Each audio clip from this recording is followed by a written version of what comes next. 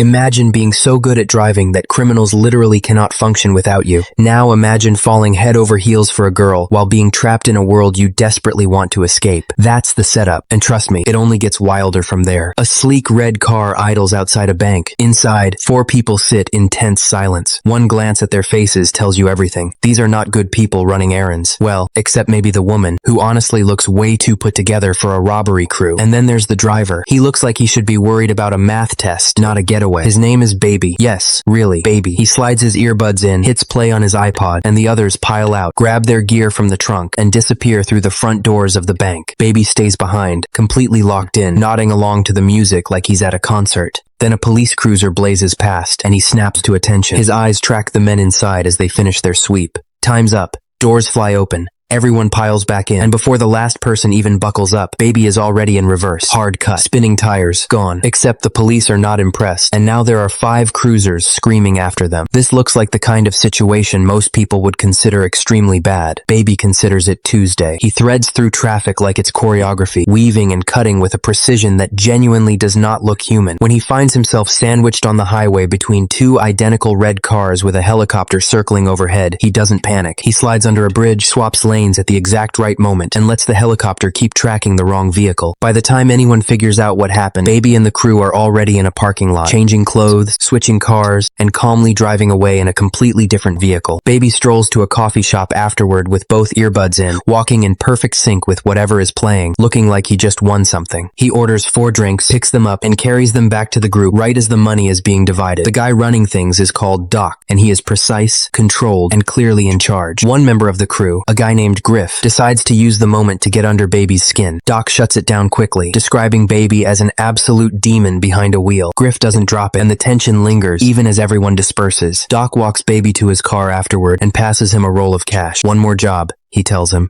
Then they're square. Baby takes the money, without much reaction, and heads home. The apartment is modest and lived in. Baby lifts a section of the living room floor and adds the cash to a growing collection of rolls already stored there. His foster father Joe is in his wheelchair nearby, watching him with quiet concern. Baby asks if he's hungry.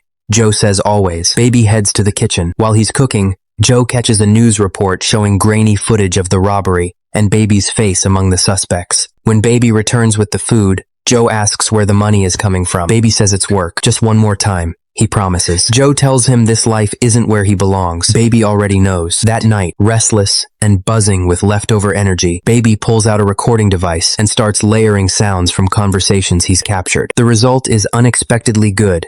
A little beat built from stolen moments and ambient dialogue. He plays it back with visible satisfaction, then files the tape away in a bag already stuffed with dozens of others. One wall of his room is basically a library of these handmade recordings. He pulls out a tape labeled Mom and holds it for a long moment, then sets it back down without pressing play. Whatever's on it is still too heavy. He grabs his iPod instead and heads out. He ends up at a diner called Bo's. He's barely settled into a booth when a waitress comes out of the back singing softly, and the lyrics she's humming include his name. Not his actual name, but the word baby, which is close enough to stop him cold. He immediately hits record on his device and watches her. She's got something about her that he can't look away from. Her name is Deborah. When she finally notices him staring and walks over to take his order, she's easy and warm in a way that throws him completely off balance. They start talking, and it flows naturally. She mentions that her dream is to drive west on highway, 20 inches a car she can't quite afford toward a destination she hasn't planned. Nothing but her and the music and the open road. Baby tells her quietly that he'd like that too. The cook in the back makes a pointed throat-clearing noise that snaps the moment. Baby tells her she's beautiful right before she leaves. She hums the same song as she walks away. He asks what it is. Next scene, he's buying the record. Then he's back home dancing to it in the living room while Joe watches from his chair. Joe has never seen the girl, but he can read what she's doing to his son from across the room. He says he approves. Then Doc calls. New job. Baby arrives to meet a fresh crew. There's Eddie, Nos,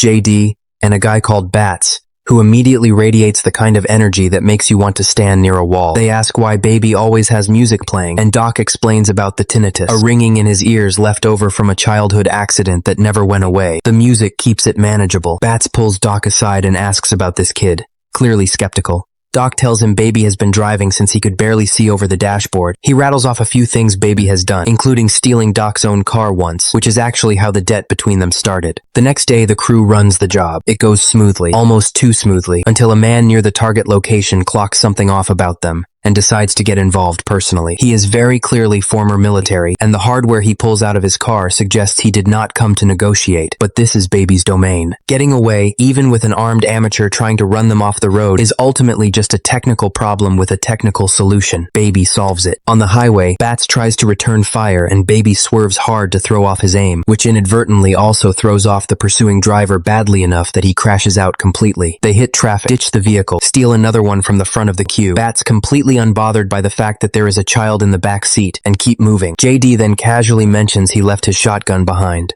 The mood in the car turns icy. They reach the switch point, change vehicles, and split. Baby goes to get coffee. When he comes back, JD is gone.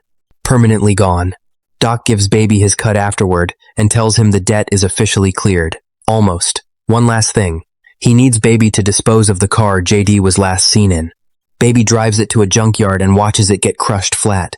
As the machine presses down, flashes of memory push through. His mother performing somewhere, the first time she put earbuds in his ears, an argument escalating between his parents, then the crash.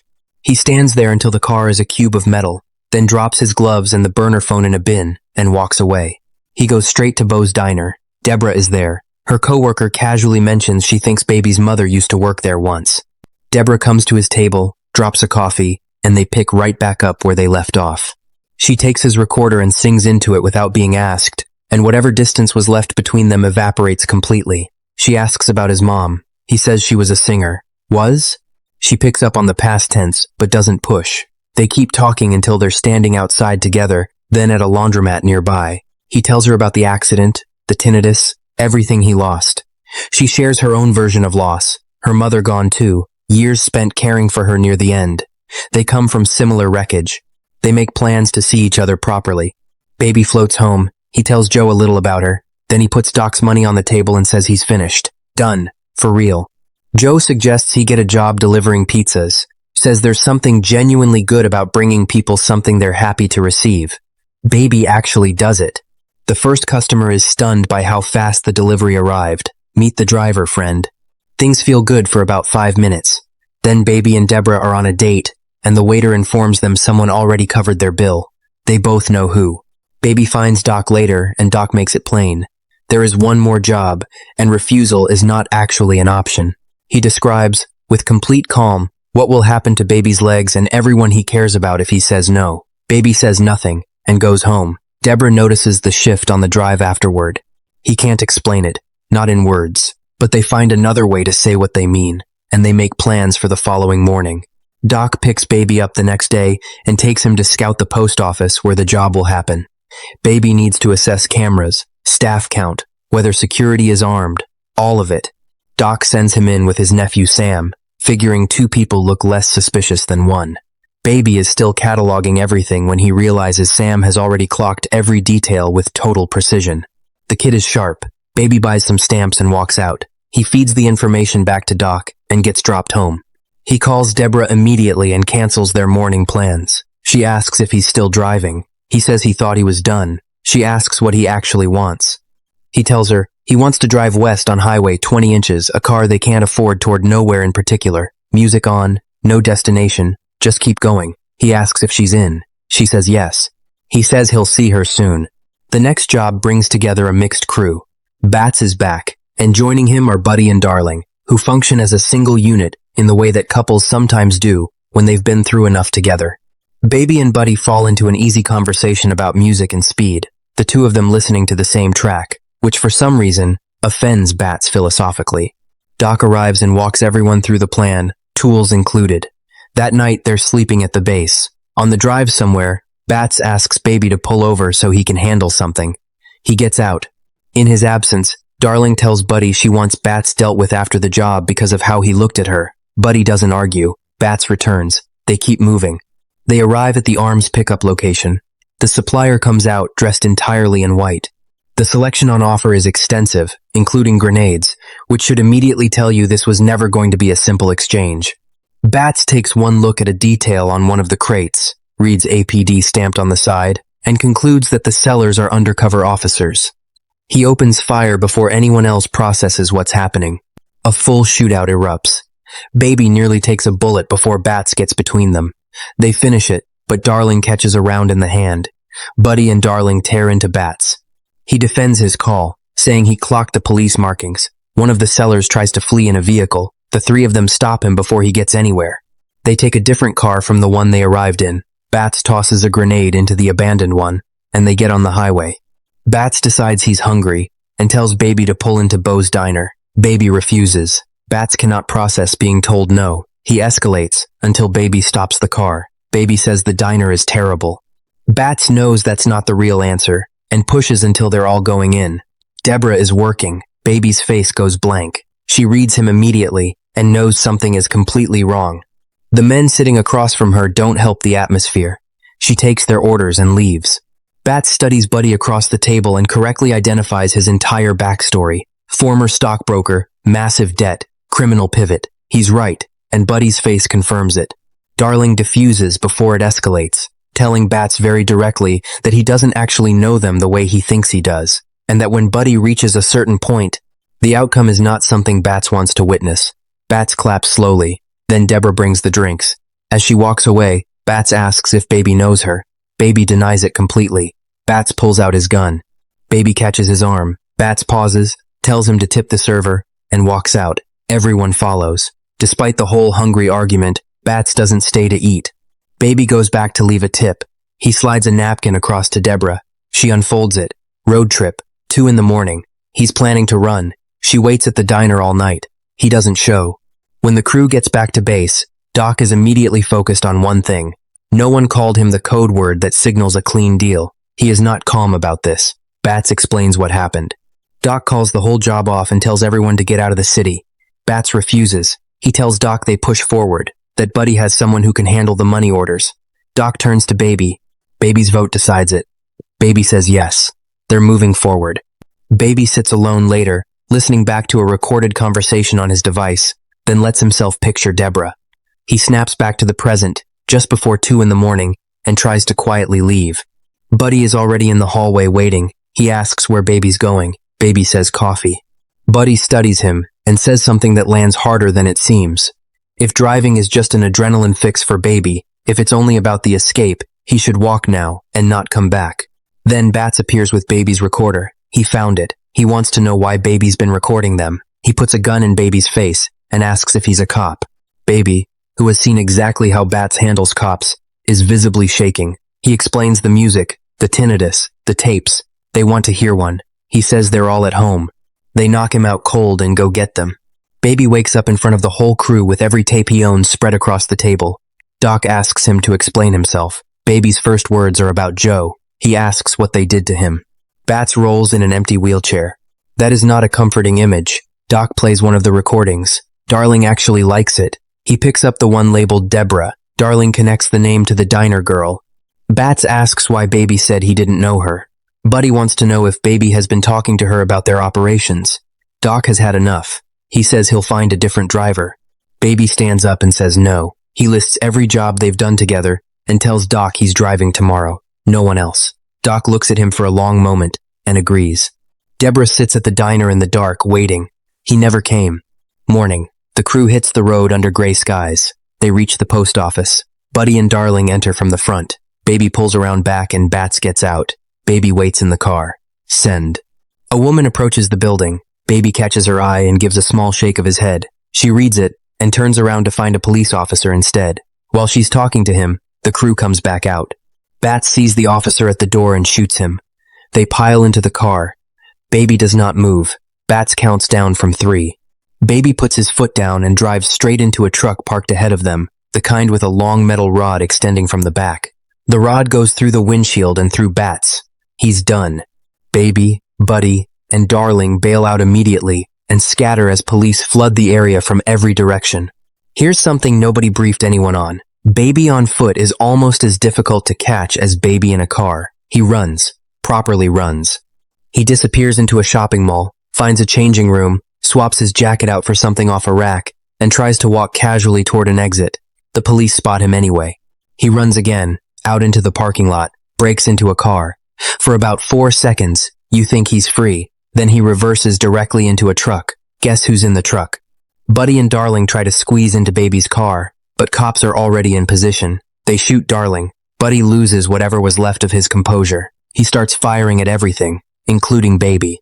Baby tries to drive away but has to bail and run again on foot, grabbing the bag of money orders Darling dropped. He tries to save his iPod. Buddy shoots it out of his hand. Baby stops an elderly woman and asks for her car. He gets in, turns on the radio, and will not move until he finds the right song. This takes a few seconds, that feel significantly longer than a few seconds. He finds it, hands the woman back her bag, and drives away. He gets home to find the apartment ransacked and Joe on the floor. He gathers every roll of cash he has, stuffs them into Joe's jacket, and calls Bo's diner. The cook answers. Baby tells him to pass one message to Deborah. He's coming. Then he grabs another iPod from a drawer, carries Joe down to the car, and drives him to a care facility. He records a message detailing everything about Joe, his preferences, his routines, who he is. Joe asks if Baby will come back. Baby says he honestly doesn't know. Joe tells him to take care of Deborah.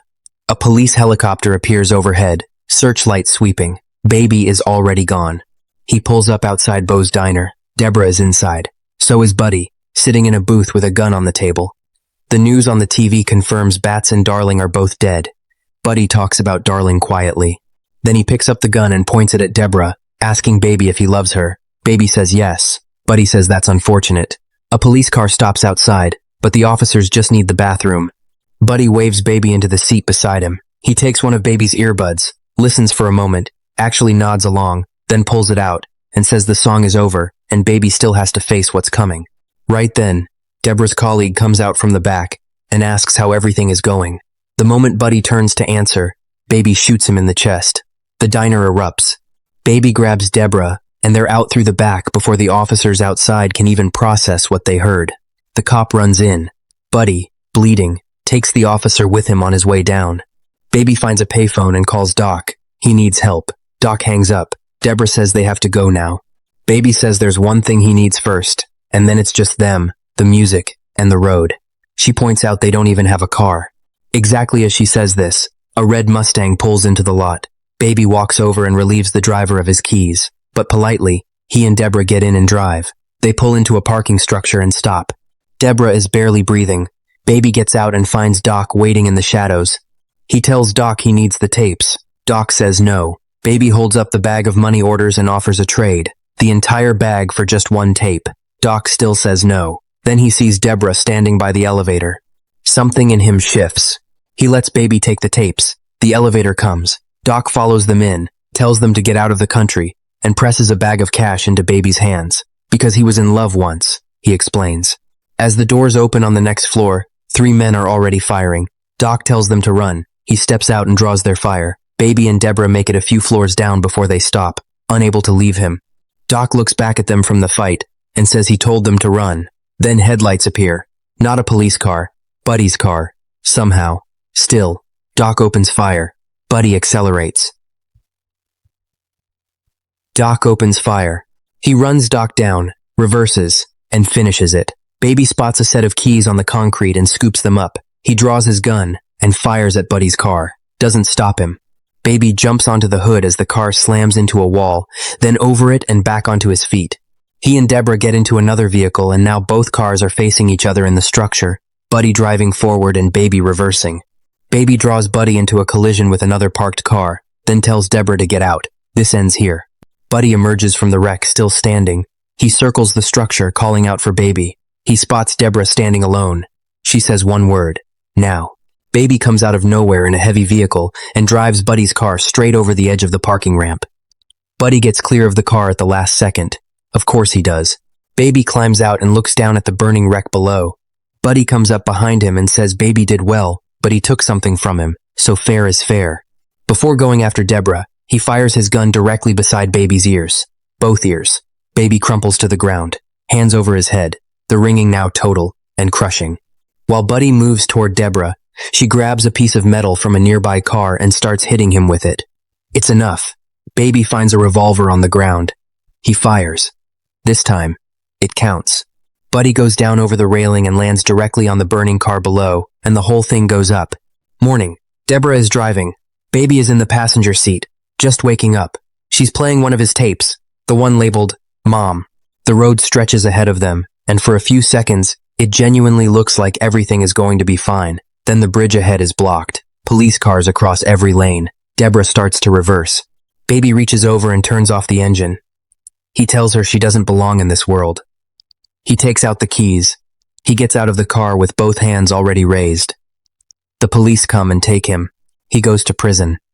At the sentencing hearing, Deborah speaks on his behalf. So does the elderly woman whose car he borrowed and whose purse he made sure to return. So does the woman he warned away from the post office. So does Joe, somehow making his way there. 25 years is the sentence, with a parole hearing, eligible after 5. The judge leaves a door open. Baby gets a letter from Deborah inside. There are photos and words that are soft and patient and full of something that doesn't expire. She tells him she'll be waiting for the day when it's just the two of them, the music, and the open road. A few years pass. The parole hearing arrives. And outside the prison gates, leaning against a car in the sunlight, Deborah is exactly where she said she would be. Lesson learned. Love at first sight is the most unreliable thing in the world, and somehow the only thing in this entire story that actually worked out. If you're here and you made it this far, that means you belong on this channel. Hit like if you enjoyed the ride, subscribe if you want more, and drop in the comments which scene had you most on edge. I'll see you in the next one.